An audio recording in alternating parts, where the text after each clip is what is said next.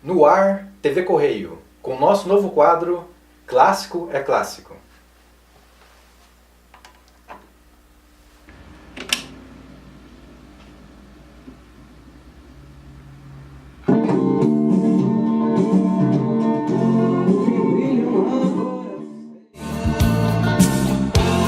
As luzes das estrelas e aonde começa a solidão.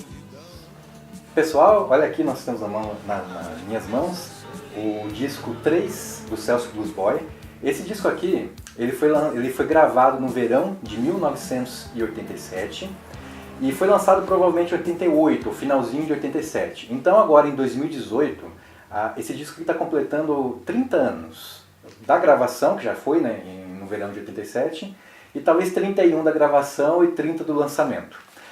Esse disco aqui ele foi produzido pelo Carlos Beni, mais conhecido hoje, nesses novos tempos, como Beni Borja. O Carlos Beni, ele foi um produtor muito requisitado nos anos 80, principalmente pelas bandas de rock daquela época, né? A gente está falando de uma época de surgimento de bandas como Barão Vermelho, Kid de Abelha, Legião Urbana, Capital Inicial, Ira. No início dos anos 80, o Carlos Beni, né, Beni Borja hoje, ele era baterista do Kid de Abelha, que naquela época era Kid de Abelha e os Abóboras Selvagens. O Carlos Beni não chegou a gravar, se não me engano, nenhum disco com o Kid de Abelha, ele participou de shows.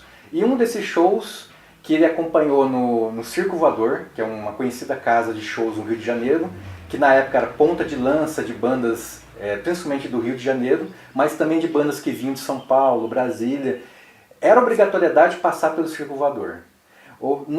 Nesse show, ele conheceu o Celso Blues Boy. O Celso Blues Boy, inclusive, é um dos artistas que mais tocou no Circo Voador ao longo de sua trajetória, né? Hoje, infelizmente, o Celso Blues Boy não é mais vivo, né? Ele morreu em 2012. Inclusive, no último dia 5 de janeiro de 2018, ele teria completado 62 anos de vida, caso ainda fosse vivo, né? Então, durante a vida do Celso, ele foi um dos artistas que mais tocou no Circo Voador. Bom, voltando a esse show do início dos anos 80, lá o Carlos Beni conheceu o Celso Blues Boy. Fizeram amizade, né? Começaram a frequentar uma casa do outro, telefonar. Até que em 87, o Celso Blues Boy liga para o Carlos Beni para convidá-lo para ser produtor desse aqui que viria a ser o disco 3. Claro que naquele momento ainda não se chamava 3, esse nome foi dado bem depois. Ainda era um projeto que o Celso estava querendo levar a se tornar realidade, né, pela gravadora Polygram, que foi lançado esse disco aqui, o 3. Antes do 3, né, o Celso Blues Boy era bem conhecido, né? Como eu falei, ele era uma espécie de mentor da geração dos anos 80. Ele já tinha tocado com o Raul Seixas, já bem jovem inclusive, antes dos 20 anos de idade. Já era um exímio guitarrista.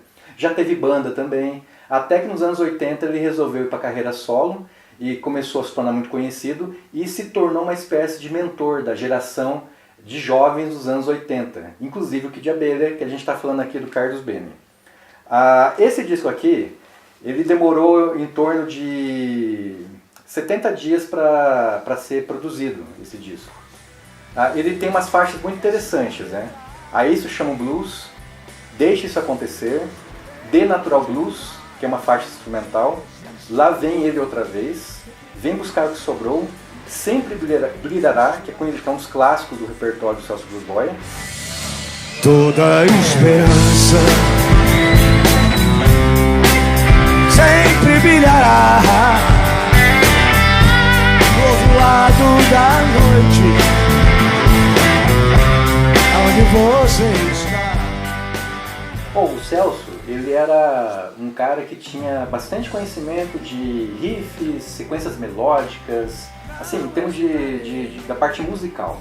Só que ele só conseguia compor, nessa época, pelo menos segundo o produtor desse disco 3, sob pressão. Então tinha que forçar ele para fazer, porque senão não saía. E outro detalhe, segundo o Carlos Beni, né, o Celso não gostava de gravar em estúdio.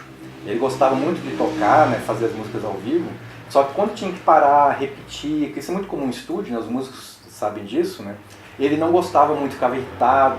Então teve esse pequeno detalhe durante a composição do disco 3. Mas as músicas saíram, e daqui saíram muitos clássicos, digamos assim, do rock blues feito no Brasil, que o Celso era conhecido como um cara que aproveitava muito do blues norte-americano, né, e também do rock, ou seja, era um blues mais eletrificado e feito em letras em português. O Celso regravou algumas músicas mais conhecidas de blues em vários discos ao longo de sua carreira, músicas em inglês inclusive, mas as músicas dele, as suas músicas autorais, eram feitas em português. E ele é considerado um dos precursores disso no Brasil, de alguém que faz blues, rock blues, mas um blues feito em português. Que é um detalhe muito interessante, muita gente acha que não dá certo, música rock principalmente, né?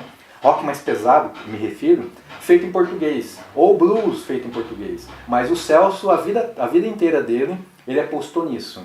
E hoje em dia a gente tem alguns artistas que também apostam nisso, como o Big Gilson, até o Blues Etílicos, que é outra banda muito conhecida de blues no Brasil, eles também compõem algumas coisas em português. Ou seja, acho que o Celso deixou algum legado nesse sentido.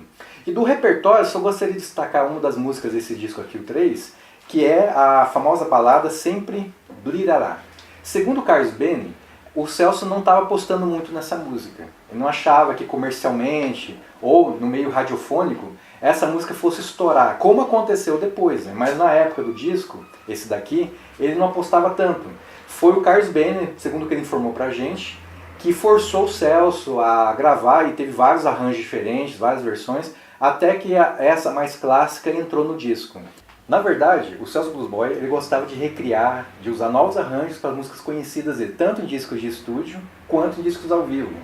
Essa é, inclusive, uma das marcas dele, que ele inclusive não repetiu o mesmo solo nos seus shows. Para quem assistiu, claro, ou ouviu gravações, né? Que a gente tem um DVD ao vivo dele que é muito legal. Quem foi que falou que acabou o rock and roll? Recomendo esse disco aqui, o 3 do Celso Blues Boy, gravado no verão de 87. E ficamos por aqui com essa recomendação dessa música, nesse nosso quadro chamado Clássico é Clássico.